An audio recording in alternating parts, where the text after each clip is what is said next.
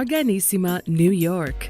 Your exotic skin, hair, and beauty source, and your one-stop shop for all your natural and organic skin and hair care, featuring authentic organic Moroccan oil and prickly pear seed oil and much more.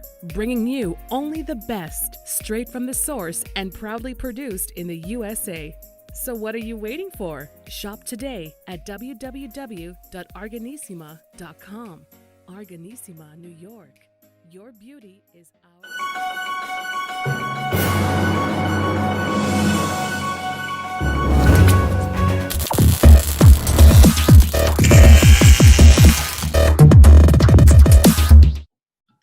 Folks, welcome back to the iHealth channel, iHealth Radio. New day, new show, new topic, new guests as always. Always trying to, come up with some interesting shows for you guys and, bring something new. And we've talked about a lot of different concepts in health and fitness and wellness. We even touched about dancing last week. But there is a concept in health that is important that we might sometimes not even think about it as something that can help in the health space and healthcare space. And that is the world of arts and how they impact health and what's their effect on health and on people in general. So today I have someone that actually specializes in this business and actually works for a company that does this for, day in, day out to help people in healthcare settings and assist them with their health.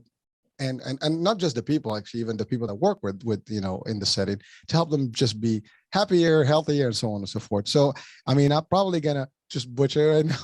I want to give my guest the opportunity to explain that. But one thing about him is that he has a lot of background in talk shows. He's been doing this for a long time. He has his own podcast, and his podcast is an interesting name. I want to say it, but I want to allow him to say that for us and give us the name for it. Again, as always, I start being a little bit of suspenseful, so let's not go there any further. So with me today, I have Richard Wilmore. Richard, welcome to the show. How are you? I'm great. Thanks for having me. Listen, it's a pleasure. It's fun to have you on because I know we're going to have a lot of good stuff today, and I know people are going to benefit from the discussion. You and I connected, a few months back, and your topic was just unique, and it's a different angle, and you love it. You're passionate about it, and you've seen a lot of success. We're going to deep dive into that in a few minutes, but before that, I'd like you to share with us your story. And I know you have a good one, and especially in the world of talk shows and different guests and the fun that you've had in your dreams since you were a kid. So let's talk about all that.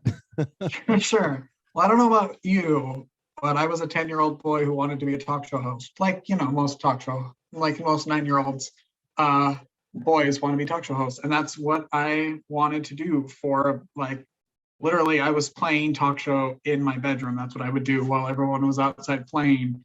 I was pretending to talk to Tom Cruise and Brad Pitt, and that's how I was living my life. And then I was able to. My dog needs to come in now. That's and then I was able to actually do that in 2016. I had the chance to start my own talk show, and I started it in a basement in Maryland. Actually, I converted a basement into a TV studio, and I would have bands and I would have audience members. And at the time, social media wasn't a huge thing. And so I would go on Craigslist and I would find people who were coming to town to do things or promoting things back when that's what you were using Craigslist for.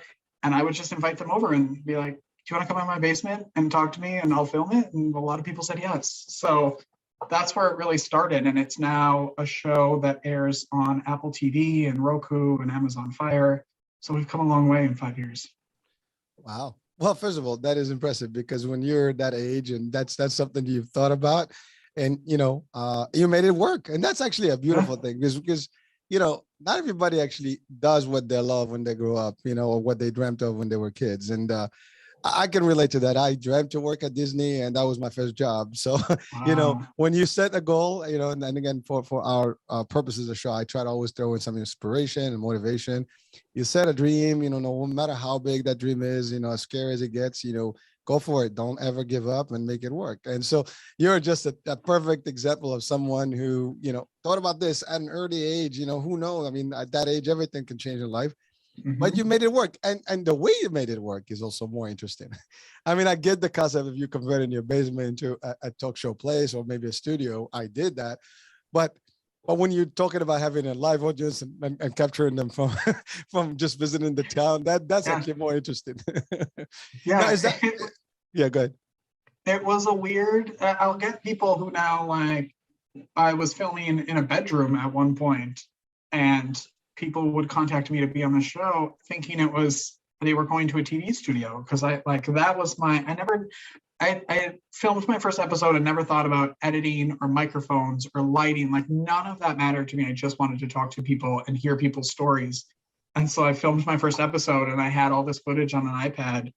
And I thought, oh, I don't know what to do with this. Like, so I just Googled like free editing software, and I just have taught myself how to do it. So the goal with every show is to change something to better it. That's my goal with every show I do. Listen, I did that too. You know what it is? That's perfect, because, most people think they have to be perfect when they start. Yeah. And I always say this, and the most successful people tell you the same: start first and fix it and tweak it, and it'll get better in time, and you'll get better at it, the more. But if you don't start, that's the bottom. You got to start first. You can have some basics. To your point, you started taking the shots, you started taking in the videos and did something, and then you're just like, this is not working, this is good, lightning, this, that, and next thing you know, you're on TV. Now you have your own, now you're on podcasts. And that's really actually, for anyone that's listening, and if you want to do this, you can. People are doing this and they're having a great time with it. They help a lot of people, and it can be very fun. I enjoy everything. Every show I have is fun. I know. I feel so lucky to be able to talk to the people I get to talk to and interact with the people I get to. And you think about the people who become famous overnight. So they've been, stand-up comedians who are famous overnight have been working in crappy clubs for 20 years, trying to get to that one moment where all of a sudden you're famous. So nothing ever happens overnight, really. Well, again, that's actually powerful. And you're right. I mean, people see the success today. They don't know how long it took to be there, but it takes nights. And to your point, it could be in somewhere nobody even knows about you, and you just trying and getting better at it. And you get, noticed one day, and that's when, that whole flame, comes out. Oh my God, we love him and whatever. But what did it take to get there? And everybody, any top actor, if you look at their stories or a performer in general, any successful person, you look at their performance, over the years, it took a minute. They did a lot of, some of the top stars, they started with commercials, and, and some of the athletes, they've lost many, games before they became, who they are today. But that's really life for everyone watching and listening. I mean, you should just always consider that. Never think that failure is going to be something that's going to stop you, because it won't. If anything, it will just teach you more and make you stronger and better at whatever you do. Yeah. Well, listen, so that was good. I mean, although that was not really. That's our podcast. Goodbye. No. We haven't even begun, right? We haven't even started yet. But really, I mean, again, we relate to this because we both have almost similar, concepts about it, and we almost share the same ways of growth on this particular realm. And you know what, it works, and it's going to work for anybody and anything that you do, as long as you do it, and don't let anybody tell you otherwise. That's all. Exactly. So now let's talk about, first of all, what kind of shows, I mean, what kind of guests do you have? I mean, just different topics, or you just focus on art in general? On my show, The Richard Wilmore Show, it's an entertainment variety show. So I have actors, comedians, authors, musicians, you name it. I've had fire eaters. I've had everything on there. Anybody who's doing something fun is what I want to talk to. And then I also host an arts and health podcast. All right, so let's talk about that. What's the name of it? It's called Arts for the Health of It. I love it. Well, our theme is health and wellness. So I think that's a great segue to our discussion today. But I do want to say that something about what you just said about your show and your guests. You're right. I mean, I know actually I've seen some of the things, I've read some of the preview stuff about you and your show, and you've had some celebrities there too, so it's an interesting, you get a diversified, crowd and different, guests and different angles. And that's sweet. I mean, you share that with people, and that's fun. Yeah. The power of an Instagram DM. That's what that is when I get famous people on. Hey, listen, whatever it takes, right? Exactly. And it's working. That's what matters. That's it. And people, it can work. It will work. Just do it. Yeah. Yeah. So Arts for the health of it. Just love that title. I told you this. It's just like, people got to get that one. I mean, I just had to highlight that one more time. But let's go about that. So that's the podcast. Mhm. But you do work for a not-for-profit, organization that actually kind of promotes arts in the health world. So let's talk about that company and the work you do, and then let's correlate that to the podcast. And because it's got to be the same theme and the same topic. Yeah. So I met the founder randomly at a theater one night when I first moved to San Antonio. She had a little table, and I knew the guy who was running the theater. I went to go see a play, and he said, "Oh, I want to introduce you to someone." And so I went over there, and she had this little cardboard sign that she made herself, and she was like a year. I think Hearts Need Art was like a year old at the time, and so I talked to her, and I ended up booking her on my talk show to come and do some art. And we talked about Hearts Need Art. And then I went home and I thought, you know what? Like, I have a good life. I'm well, I'm healthy, I'm paying my bills. I should volunteer for them. So I filled out their artist or their volunteer application. And she emailed me back like 4 seconds later. And I was like, "Is this Richard Wilmore?" And I was like, "Yes." And she's like, "Oh my gosh, we'd love to have you." So I went and got coffee with her and talked to her, and she was running this nonprofit all by herself. Like, she was the only one doing everything. And I thought, she needs help. And so I just started volunteering and give me more stuff to do. And she was finally like, "You're doing more work than I'm doing. Like, we need to start paying you." So in a cool way, I got to kind of create my own job, and I was the first full-time employee at Hearts Need Art. And what we do is we hire musicians, artists, and writers, and we go into hospitals and we work with adult patients and their family members and medical staff, and we make art and we create music and we do writing sessions with them. And it's a great way to kind of distract from why you're in a hospital. We work with a lot of cancer patients who are there for, a year at a time. And oftentimes it's their last stop on their journey of life. And so there are a lot of emotions up and down with family members and themselves. And we get to create a safe space where they can express themselves, not necessarily have to talk about anything that deals with why they're in the hospital.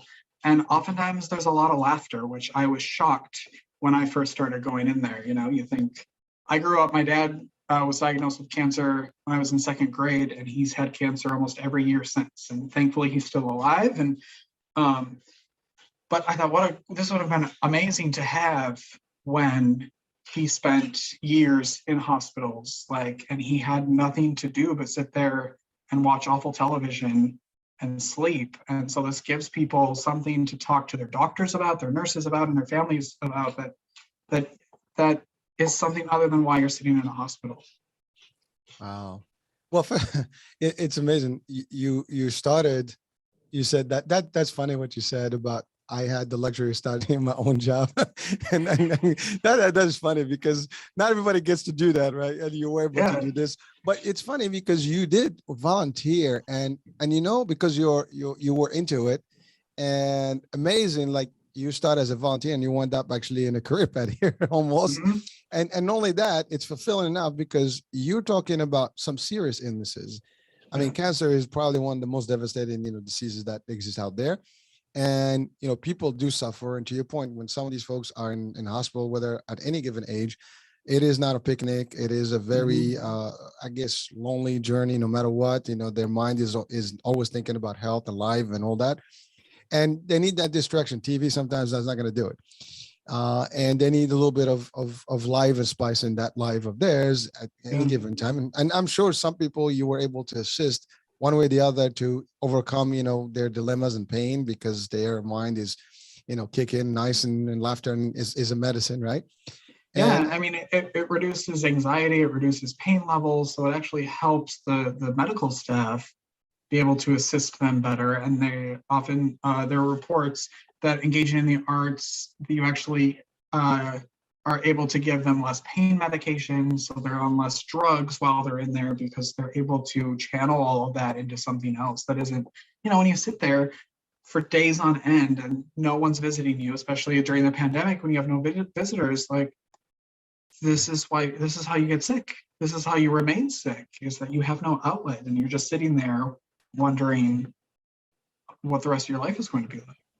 Well, it is tough, and again, you're hitting on a very powerful point, which is, we're talking about the patients, but the staff too. It takes a toll on both, and you're right. If the patients are not responsive and they're struggling, I mean, the staff will always going to get harder times to administer things or even get through to them.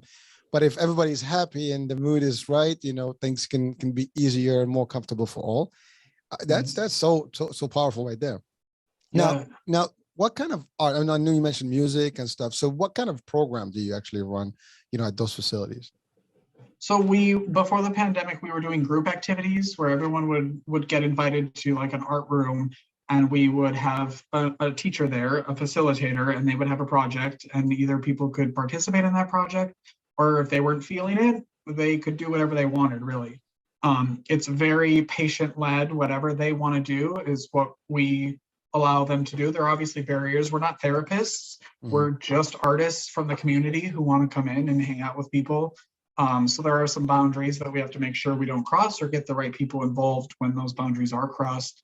But it's anything. It's literally from crocheting to painting to crayons, which, as adults, to like, when's the last time you held one of those things, like, and you get that in your hand and suddenly you're a 3-year-old and you're just scribbling.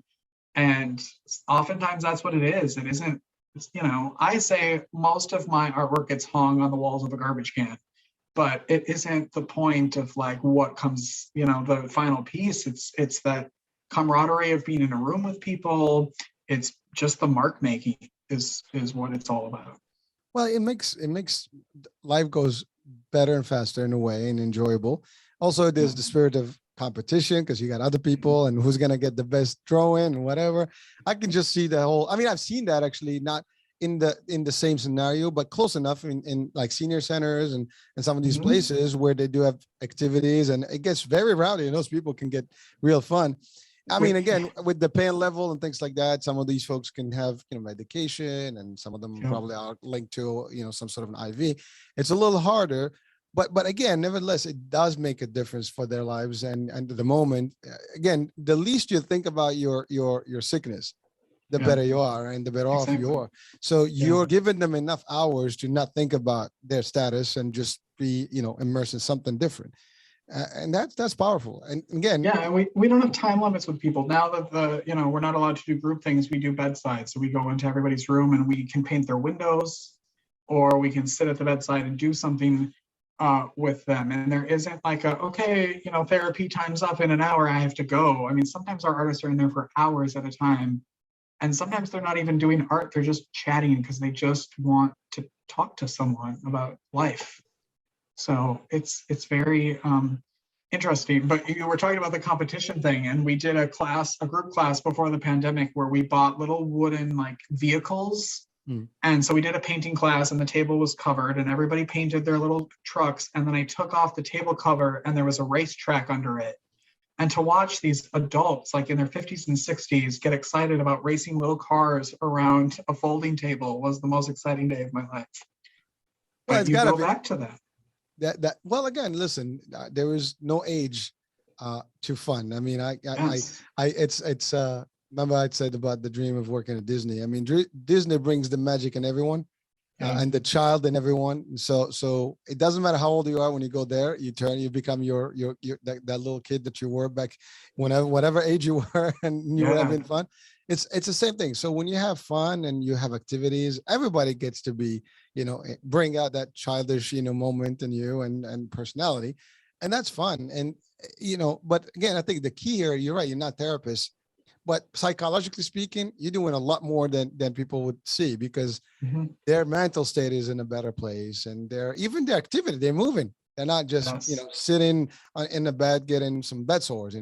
It's actually doing something for their body. They're moving. The limbs are, getting activities and motion, and that's a whole different world right there. And I'm sure you're also supported by therapy and staff around. And you said you do this not only just for them, you also do activities with their caregivers and the staff at the facilities. and again, they all are equally important. If those guys are happy and they're comfortable, they can do better in terms of taking care of, those folks, and the ultimate result, everybody wins. Exactly. So now when you met the lady, and you started this whole journey, you knew what she was doing as an opportunity, or you discovered it at that time? I had never heard of arts and health before, and it never was a word or a phrase that I had ever heard. But as soon as she told me what she was doing, I was like, well, duh, yes. And at the time, I was actually going through a divorce, and so I was in a really bad state myself. And I thought, you know what? I need to make myself feel better. I'm going to take myself on a date and go to the theater and see a play. And now looking back, I'm like, that was arts and health. That was exactly what I was doing, was for my health, for my own health. I needed to go ingest in the arts. And that's also important to know that, I'm not a professional artist ever. My first class I went to with Hearts Need Art, I sat around the table and we were painting something. And I remember watching everybody else paint, and I wouldn't start until I saw what everyone else was doing, because I was so competitive in my head and I didn't want to be the worst one in the room. And now I know that I'm usually the worst one in the room, but that's okay. That's not the point. But it was exactly what I needed. And it's not just making art for people who are afraid to do that, or making music or writing. It's ingesting. It's going to museums, even if they're virtual museums. It's going to see plays. All of that actually has health benefits that are recorded. Well, it does. And I'm going to give you, listen, we talk about the seventh art, or the movies and all this stuff. That's actually been I love the gym. I love working out and travel and stuff, but and driving actually. So a couple of things get me nice and comfortable. That's my Zen time, is when I just zone out in a movie and just kind of blank out the world. And it actually, yes, it's sci-fi, whatever, fiction. Some of it is actually teaching and learning, right there. But at the same time, it's just my thing. So to your point, everybody has a different, way, and any form of art can be utilized to assist you and get you in your own, place. And sometimes it does diffuse your whatever anxiety and feelings you have. It just mellows you down, and that's big. Yeah. I don't know of anyone that goes to movies and comes up really, pissed. You come in, right. If it's depressed, if it's actually some sort of a drama, you might be crying, whatever. So you're emotional. And if it's action, you just get all pumped up and you're into it. So it gets you living in a fake world for a minute, but actually it just kind of zones up everything. The reality of things stops. And that moment is a reset for you. So now you can go back and have a better, energy, and it works. So, and you're right. You see artists, just painting. Some people take painting as an actual hobby, and it's relaxing. You go in, you take some time, and it brings that nice creativity and all that, and just the site itself. And so it's music is another. It's great, and everybody loves music. I don't know of anyone that doesn't like music. I don't think I've met one yet, but all kinds of music. I interviewed someone whose dad didn't like music. She was a musician, and her father hated music, but he loved the sound of nature. He loved birds. And I was like, that's music. It's music, exactly. It's just he would call her music noise. Can you please stop that noise? But he loved the sound of nature. And he was the only person I've ever met that doesn't like music. Well, again, now I met, I didn't meet him yet, but at least I know of one. But like you said, sometimes we define things the way we are, but music is in nature. You don't need to have an instrument to hear music. It's all around us. There are people literally that just compose nature, sounds and into some sort of a, hearing thing. And some people have, YouTube channels for this, and there are real CDs that are selling out there just to hear the sounds of nature. Yeah. So, and it's soothing. It's actually pretty good. But so now you get your guests somehow. Now, is that the same trick you used, when you did the shows? The Instagram DMs? Yeah. Yeah, sometimes. Yes. Otherwise, we use different platforms online that are for podcasts and podcast guests, or we're just I see articles of people that are out doing the work or have been affected by the work, and I reach out to them. I find their email, and that's usually how it works. So, you just find them. The internet's full of people, so you find them and ask. And the woman who made our theme song to the podcast, the founder actually found on TikTok. she was going through TikTok and this song came up and she was like, oh my God, I love this song. This would be perfect. And we contacted her and she recorded the song. It wasn't a recorded song. She was just at her piano playing one day. The entire song wasn't even written. So she finished writing the song and they recorded it and produced it for us. So they're everywhere. We find them everywhere. Well, I mean, that's very nice to hear that, people are out there willing to help, and I'm not sure if they get paid or not, but whether they are or not, I mean, that's one. I mean, people don't work for free typically. I mean, they can volunteer and do stuff. But even when you said you stay there for hours, bedside and help, people have better things to do, but they would choose to be there and they're helping. That must be unique to know that. Well, it's not unique, but it's, I think, very heartwarming, I think, to everyone listening, that people are willing to do the right thing in this world and help others in a lot of different ways. Who would have thought that people would just basically say, okay, I want to go and work in this environment and help people that are sick and do this? I mean, not everybody might think about it, but it is happening. Yeah. And a lot of times you don't know about it. We do pay our artists and our musicians and our writers. Some are volunteers because they just want to do the work. But we're an arts organization, so we think it's very important to pay for the arts. And so we do offer that. And we have musicians who will sell out concerts who don't do that anymore because they want to spend their time one-on-one with someone in a hospital. And to them, they get more out of that than an arena full of people.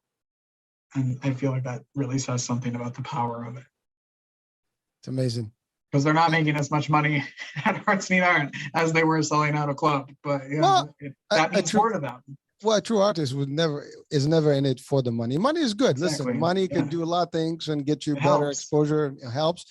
But at the end of the day, if you do it for the right reasons, money will come. And that's really the bottom line. And again, these guys are doing this. Who knows, one day someone, oh my God, I work here and we want you to do this big charitable concert, whatever. And now you have plenty of money available to you. I mean, there's so many things. I mean, I said charitable, but they're sponsored somehow. Yeah, exactly. But that's the other thing. So it is a not-for-profit or non-profit. I mean, I know there's a little difference between the two. And so obviously they have sponsors and folks that actually contribute and donations and for the right cause. And it's big. How easy to actually get people to really support this cause? We have a really great group of people who support us monthly. We do a lot of Facebook fundraising. We also apply for a lot of grants throughout Texas and the United States. We have someone who's very part-time who kind of works on that side of it. But there are a lot of people who either have benefited from Hearts Need Art or know the power of it in life that support us every month or every week. So we're very lucky. What about we're relatively small. We're not a huge, we're not like this giant nonprofit that has 3,000 employees. We have 12. I'm still the only full-time employee here. So we have a lot of contracted artists and staff members, but we're still a very small nonprofit. Well, listen, I mean, again, it hasn't been long, right, since this started. So like everything else, starts small and grows. And again, the word is out there. You're doing it now. Are you working also with the healthcare facilities and the healthcare settings to subsidize some of the costs and sponsor some of these artists? Yeah, we started before the pandemic in one hospital, one floor on one hospital, and the pandemic happened, and all of a sudden there was a need for programming. People weren't allowed in, but everyone was virtual. So we started getting calls from hospitals around the country who needed virtual programming. And we were kind of one of the first arts and health organizations to go virtual so that people were hearing about us. And we now work with the USC and Northwestern in Chicago and Sloan Kettering in New York.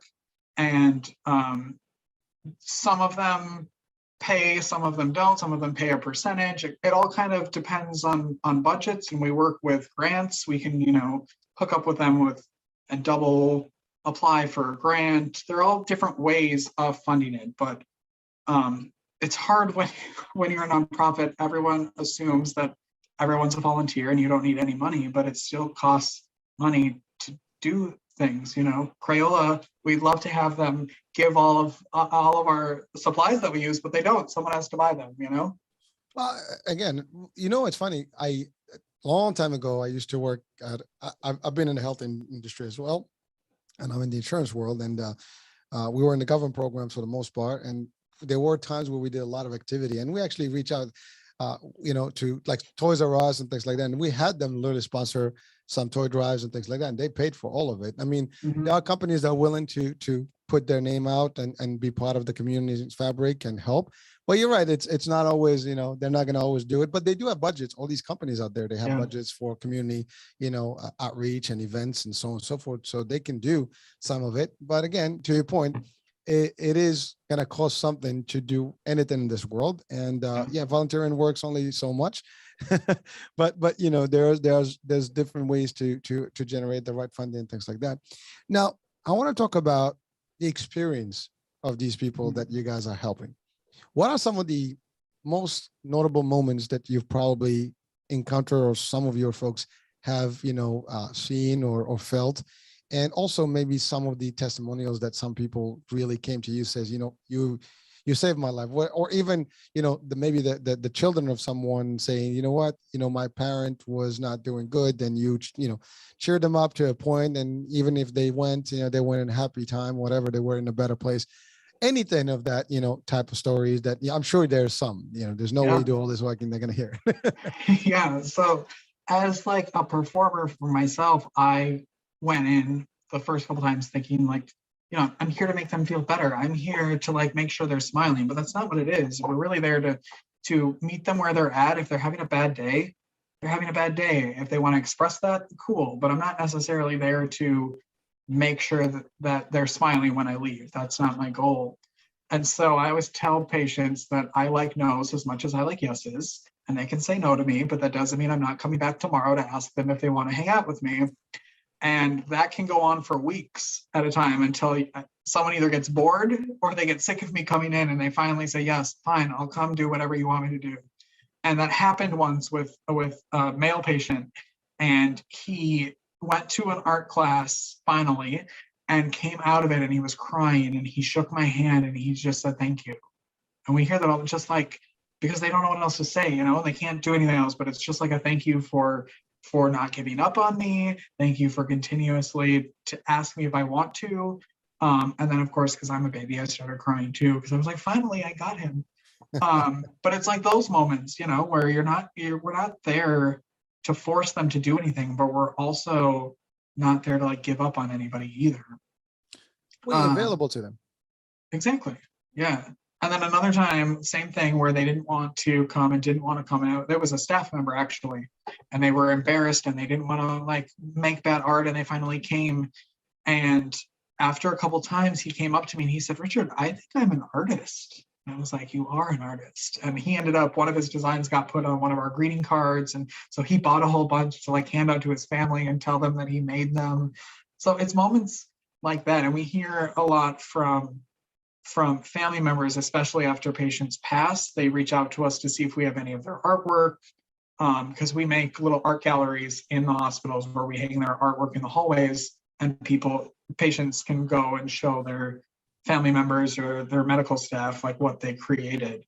So that's always a really bittersweet moment where you hear about it kind of after they're gone.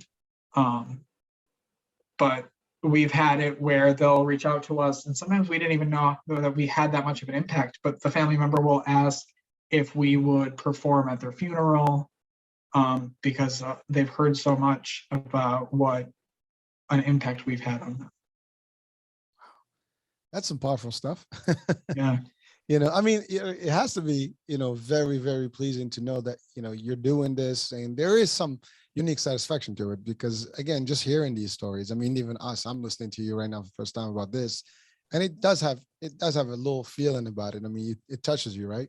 Mhm. I wish, I mean, there's more of these activities out there, and, healthy or sick, people need some sort of a, assistance. We all need it. I mean, whether, Yeah. we talked about movies and stuff, but I mean, there's different ways, and on art is the other part, right? Now, is there any art level or art style that you guys see more, I guess appeal for, or, more people kind of enjoy, than others? For example, I mean, got music, and you got painting, you got all these other arts and crafts, whatever. But is there anyone that people prefer more than the other, or at least I think engage more with? sure, yeah. A really easy point of entry for us is asking someone if they want their window painted in their hospital room, because they can participate or not. We've had patients who love just watching it happen, and then we have patients who are like, "Give me a paintbrush," and they'll get out of their beds and paint some of the window, and that is really fun to watch because they get to decide what goes on their window. So it can be anything, and we'll hopefully figure it out to at least make it look decent if it's completely crazy. But I mean, there's anything from like beach scenes to football players on their windows, and they get to customize their rooms that they have to spend so much time in. So that's always really special. And then when their family comes, then they're surprised, and sometimes they'll leave it for the next person coming into the room, and then that person kind of gets to enjoy that, or we can take it down and do something custom for them. But that's usually probably the most requested thing from people. But we'll get everything. We'll get everything from like, hey, do you have a crochet kit, to do you have colored pencils? Or do you have a ruler and a piece of paper? Like, or we'll have, like anybody can be in a hospital. So we'll get professional musicians, and we'll get professional artists in there who come in, and they already have their entire room stocked full of high quality equipment. And so now they just get to artist on artist, get to spend time with another artist creating. That's always really cool too, to be a part of. Nice. So now let's talk about the podcast. You obviously started it for this purpose, because I mean, you know this business well enough. And so the topics that you choose, are they, arts related 100%? I mean, and you get basically artists to have a chat with and talk about like, some form of art and how it benefits, similar to what we're doing right now, basically. Exactly. Okay. Yeah, So, we felt like there weren't a lot of podcasts or places that people could find out about it. And one of our part of our mission and our vision is advocacy for arts and health. And so we wanted to kind of expand that. I, of course, being me, wanted to like create a whole television channel and make programming. And the founder was like, let's slow down a little bit. I don't think we have time to become the next Oprah or the next PBS, but like, what can we actually do? And I was like, well, what about a podcast? And so we talked to people who are doing from all over the world, who are doing the work, who have benefited from the work, who are doing research on arts and health. And I mean, it's really great because I get to learn, again, selfish. I get to learn about what's going on out there. And then in that way, we can teach other people as well. well, Richard, I told you earlier, if everybody was as selfish as you, we would all want to be selfish, because your selfishness actually does help others. And typically selfishness is about you and nobody else. so this is, it's a unique, angle on this. I try to put myself in the position of like, I'm just like the stage for people. Like, use whatever platform I have to like tell the world what you're doing. Well, listen, you said it. I mean, I didn't even think about it, but you're right. You're talking to people who are actually involved in studies and research in the impact of art and health. And there's plenty of work out there that's being done. And just hearing these perspectives. And you're right. One thing that I do here, I learn tremendous amount of stuff on a day-to-day basis, with my diversified guests. I'm in the health and wellness, and this is new to me. And we're talking about arts and stuff. I haven't had anybody before. So just imagine, I've learned, a few things just in this half hour now. And that's really the most important part about it. I mean, but as I'm learning, everybody that's watching and listening right now is learning as well. And that's the beauty of it. So you share that knowledge and the wealth across. And this stuff doesn't go anywhere, because once it's in the internet, it's for life. It's infinite. And, 10 years, thousands, maybe millions will actually have seen and heard some of the stuff. And that's going to benefit people over the centuries to come, if life goes on, beyond, the obvious. And again, that's a unique thing. That's actually what the legacy is. So now, how often do you guys do the podcast? We release new episodes once a week, Okay. but we talk to people we're recording all the time. We actually are like 2 months ahead of release dates. So we're taking a little bit of a break just to like breathe for a minute and concentrate on some other stuff. We started before the pandemic, we were in one hospital, and because of the pandemic and after, we're now in like 12 different hospitals because the need grew so much. So we're trying to figure all that out and make sure we have enough artists and musicians and writers and scheduling and all of that crazy stuff. So it's a good time to take a little break. But new episodes come out every week, every Wednesday. Excellent. So now you said 12 hospitals. That's in Texas, and then you Yes. also do the virtual stuff. Exactly. So you're still doing. You're going to continue with the virtual. Yeah, I mean, we were doing more earlier, but we've really scaled that down to really like who needs what, because there's so much out there in the virtual world, and that's great to be virtual, but there's nothing like sitting a few feet from someone and creating, and the benefits of that. So we do it kind of on an as needed basis. We're not a virtual 24 hours a day or even every day of the week like we are in person, but I think that element of us will never go away. So how can people reach out and actually, basically solicit your services and your work? Yeah, you can go to our website, heartsneedart.org, and there's a book us section, there's a virtual art session, there's everything you need is right there on our website.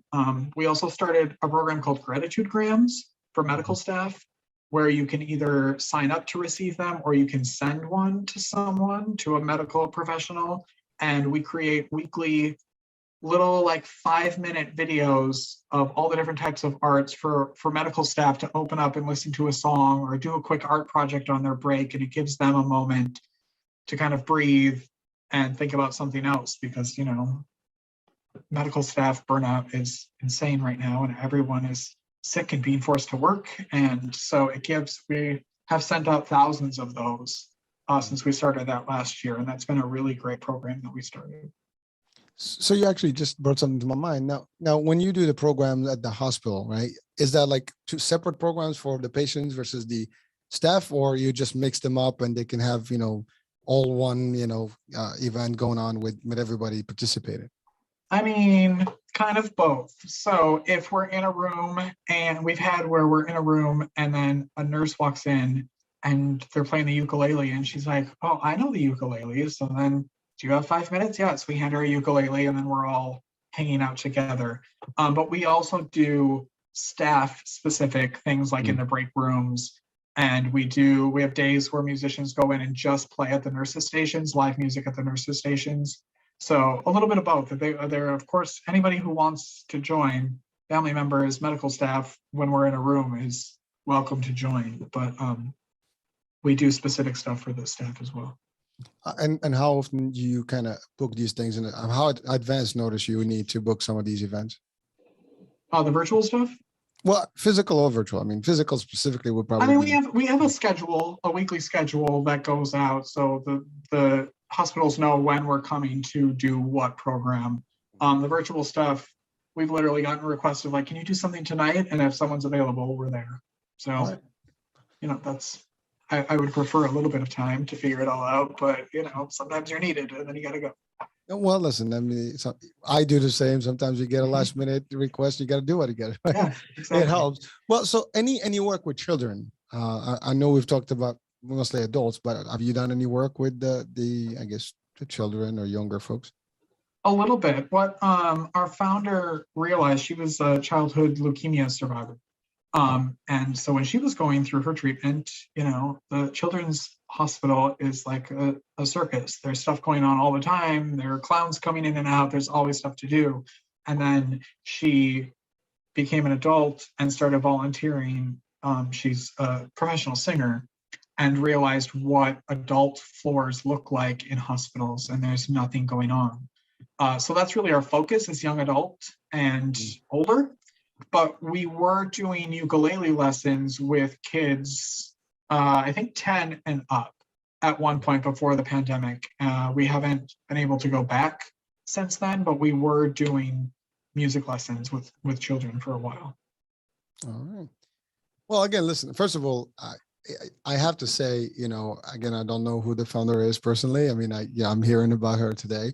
And so I guess are the audiences right now and the viewers, but I have to say, I want to thank her for whatever, her mission and vision. I mean, someone who's been through it and given back in this particular way, it's just impressive. And, again, she's commendable. So I always try to give credit to anyone that's doing anything, righteous and good in this world. So both of you guys, are awesome and doing a great job, and it's needed. So that brings me to one more question here. Are you open to maybe expanding your physical presence in other states other than the virtual, like you did in Sloan Kettering and some others, like, maybe if people are listening and watching right now and they want to participate and maybe volunteer in different states, is that something that you're open to? I don't know. I'm just asking. Yeah, that's a great question, because we get requests like that all the time, and we've explored that. It just takes so much time and energy and funds, that we're so small that we're really concentrating on, like, we're sort of like in the incubator stage, I think, like perfecting it here in San Antonio. And then figure out how to kind of not necessarily franchise it, but how do you get it, the Hearts Need Art brand, how do you train people in another city to do exactly what we're doing here so it's similar? So we haven't done it yet, but we do get that request all the time. That's always in the back of our heads of, like, in our 5-10 year plan to really create kind of a stamp to be able to do it around the country. But anybody can really, I mean, our founder just started volunteering. She went into a hospital and said, hey, can I come in once a week? So, and you'd be surprised if you just Googled arts and health in wherever you are, there's a maybe good chance that there's already someone doing it there that you could kind of hook onto. So now we talked earlier about the cost and the sponsorship, but now have you maybe worked or partnered with health plans? I mean, ultimately, somebody is paying for those beds and the service, and health plans usually try to contribute back to the health of their members, to keep them healthier and, maybe even off the hospital. But certainly they do have the ability to do that. I mean, we sponsor a lot of events on at least in New York, that's where I am. We do events with communities, with hospitals and different things. So there's always a budget for those things. I don't know if that's, you've I guess explored it, and maybe it's open to some of these folks can just join efforts with you guys in the same mission, and they do love that stuff. So what I know about, like, are you talking about like health insurance and stuff like that? Yeah. So what I don't know a ton of that, because that's like the nerdy Stanzi founder side and her spreadsheets, and I'm just the, like, let me make it look pretty.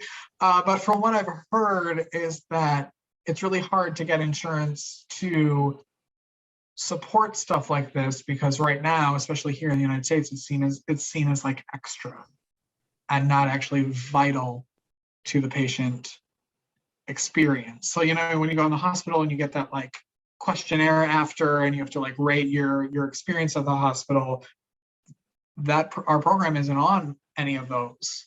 So that there's all this, like, legislation and coding, and there's all this, like, stuff that has to go into it in order for it to actually be something that an insurance company would pay for. Well, no, as a billable, as a coded, no, I get it, but that's got to take a lot more, but I'm talking more like because again, health plans do have their own community events and community teams and support that they do stuff in the community, and this could be a hospital that you participate with, and they have some potential members that may be there. Sometimes that, again, I'm just saying that could be something where health plans can benefit as well as can help. Yeah, that's so true. I mean, because some of them might not even know. So once they learn, then they're like, oh. Yeah, listen, I mean, we've sponsored a lot of stuff in hospitals in New York, for many years, and and we do different things and activities similar, in the floors or whatever. There's no reason why not. I mean, but some hospitals, obviously, like Sloan Kettering, for example, doesn't take any insurance, or maybe one or two insurance companies, if any. So it's limited because of the type of care and things like that and the cost, and so insurance don't really contract with them. But some others, they may have cancer, units and stuff like that, and some of the members of that plan could be, affected, and therefore there may be some vantage point there. I don't know. I mean, it's just Yeah. a thought that come. I always try to connect the insurance to all these activities. And I think most people think insurance, these bad guys, and they don't care and they just want to cut the pay. And I don't think that's the case. There's commercial insurance is one thing, there's government programs is another. And, depending on where you stand on that, there are a lot of different things that can be done. Even from a care management, Right. most people don't even realize that there are medical staff that are in the insurance staff, that they do care about the members, and they want them to stay healthier and so on and so forth. And they do whatever it takes to help them physically and mentally be fit. So there is no reason why there's not a potential interest there. Again, it's a question to the public as they listen, and maybe someone can say, hey, we can help, in Texas. Well, for all I know, that's like above my pay grade, and that's someone else's job to figure all that out. So Stanzi, the founder, will probably listen to this and she'll text me and be like, I'm already doing that. Like, so, hey, listen, if you are, that's it. But thumbs up. Yeah, exactly. So but yeah, that's all I know about it from my experience. Well, listen, I try to, it's amazing, but I just comprehend the work that you guys do and the connection between the art and health and how you doing it is fantastic. So, is there anything, we're coming to the end of the show. Is there anything that you want to just leave the audiences with in terms of an advice or any type of message you want to send? I think the only thing I would say, because I say this all the time in our meetings, is I wonder what would happen if people didn't wait until the point of crisis to engage in the arts.